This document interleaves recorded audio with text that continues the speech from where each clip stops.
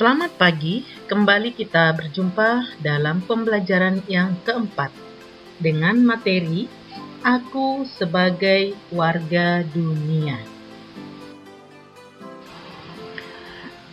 Untuk mengawali, mari kita mulai dengan doa pembuka. Dalam nama Bapa dan Putra dan Roh Kudus, amin. Allah Bapa yang Maha Baik, kami bersyukur karena Engkau telah menciptakan dunia ini dengan indah. Kami bersyukur dan berterima kasih atas dunia yang telah Kau ciptakan bagi kami.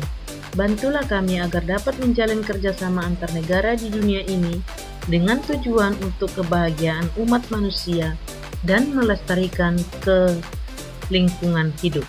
Demi Kristus Tuhan dan pengantara kami. Amin. Dalam nama Bapa dan Putra dan Roh Kudus. Amin.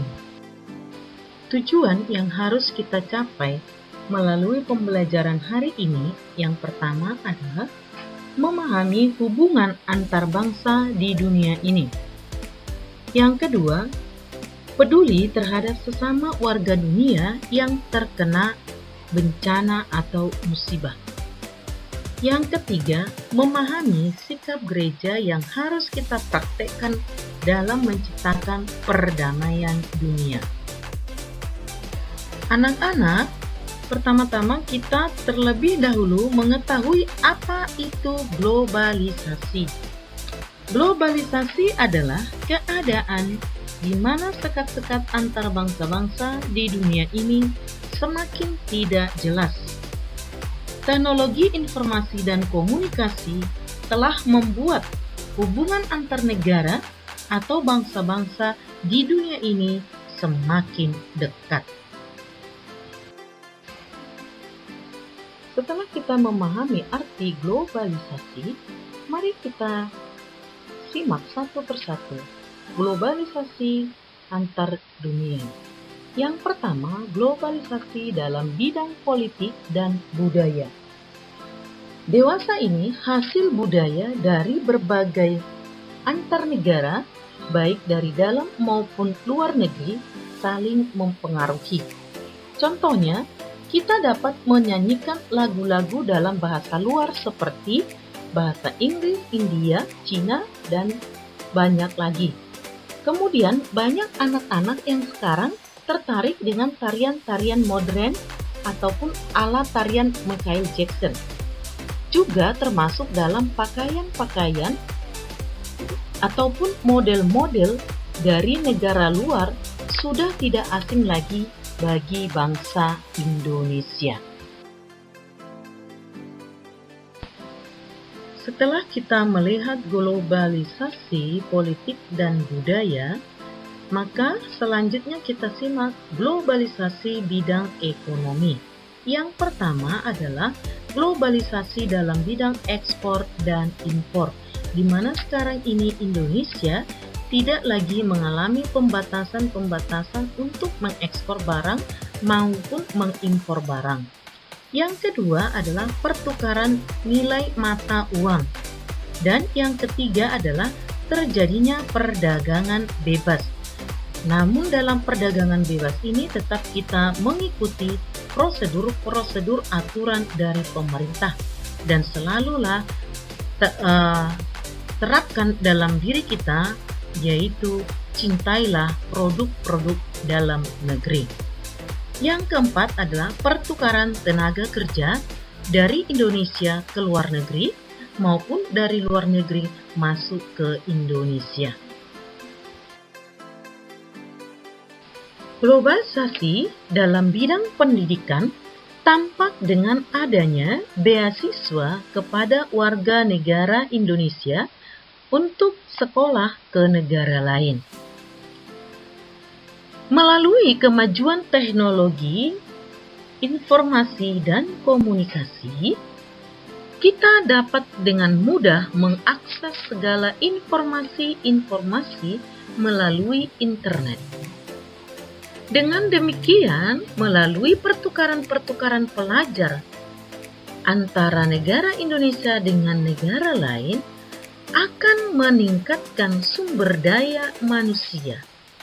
Meningkatkan sumber daya manusia satu negara dan meningkatkan sumber daya manusia di dunia ini.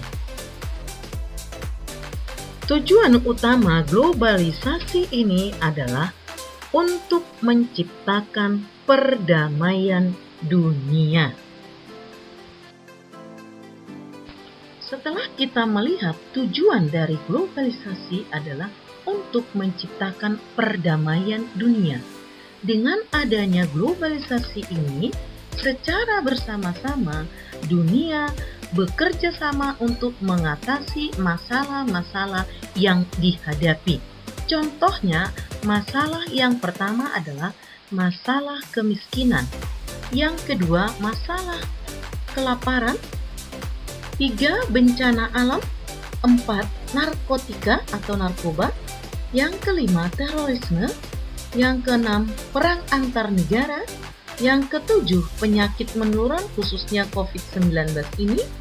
Dan yang kedelapan adalah global warming.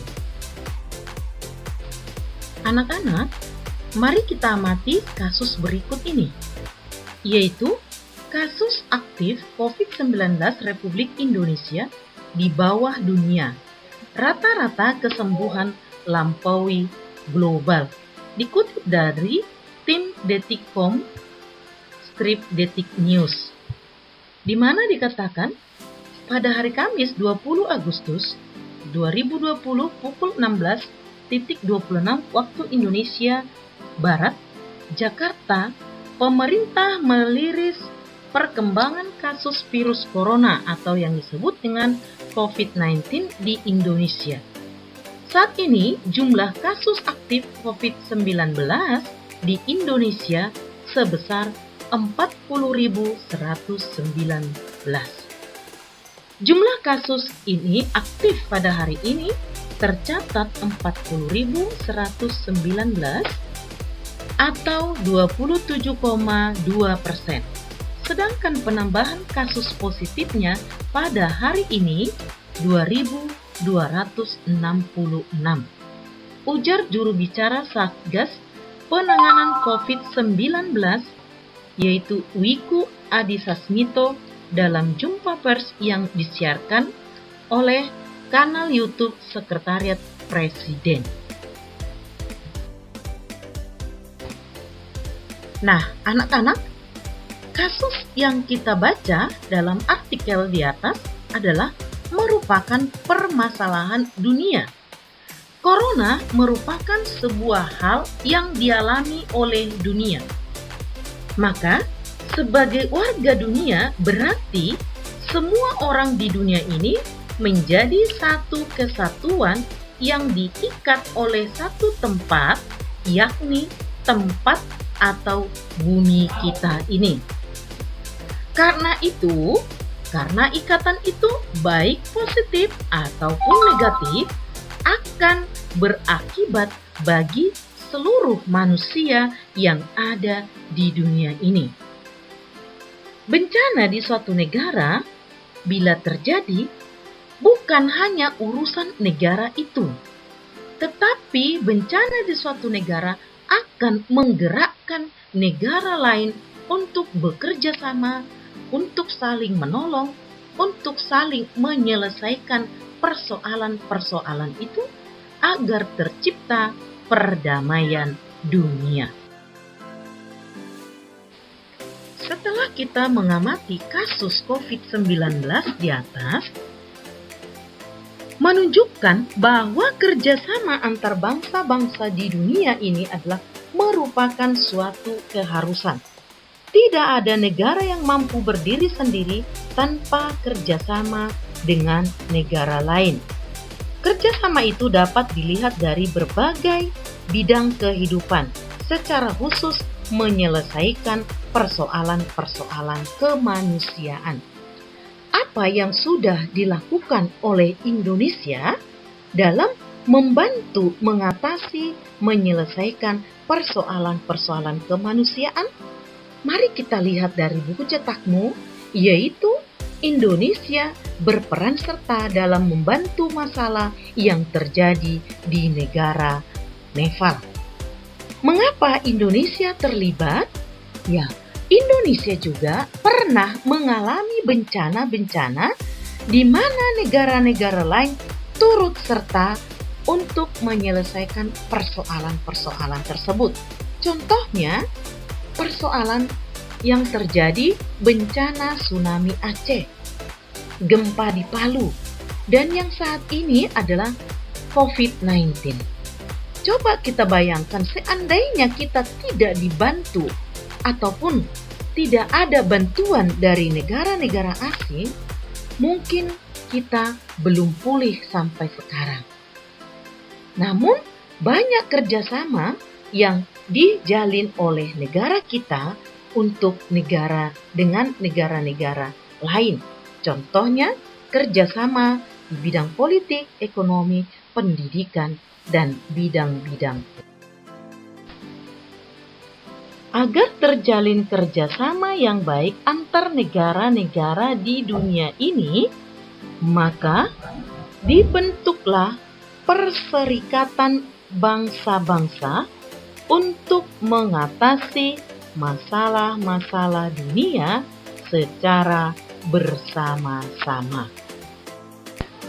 Anak-anak, mari kita simak pandangan gereja tentang dunia dalam Gaudium et Spes artikel 1 yang berisi kegembiraan dan harapan, duka dan kecemasan orang-orang zaman sekarang, terutama kaum miskin dan siapa saja yang menderita, merupakan kegembiraan, harapan, duka dan kecemasan para murid Kristus juga.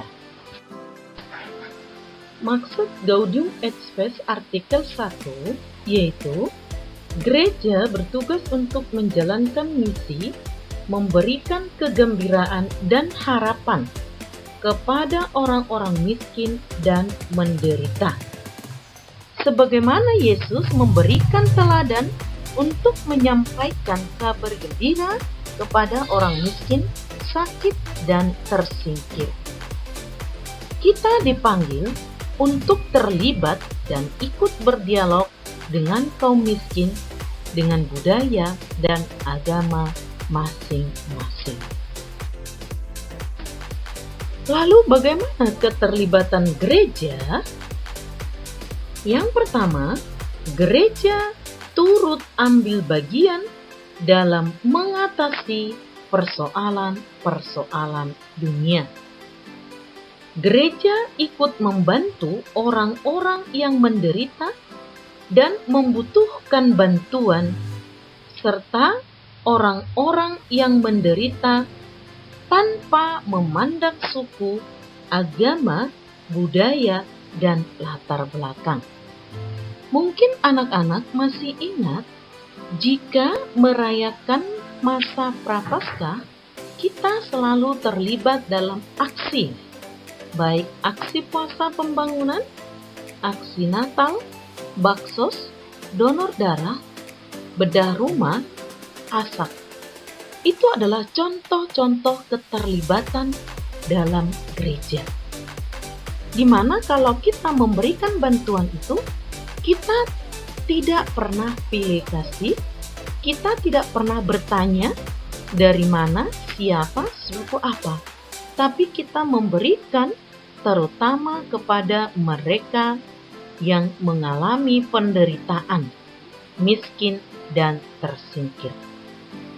Selain itu, gereja juga terlibat untuk membantu mengatasi kerusakan alam.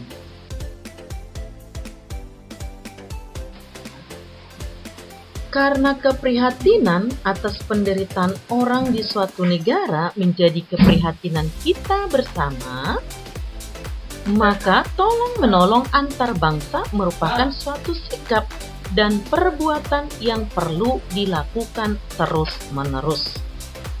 Lalu, sebagai bahan refleksi untuk diri kita tentang kerjasama antar bangsa di dunia, apa yang harus kulakukan? Yang pertama adalah,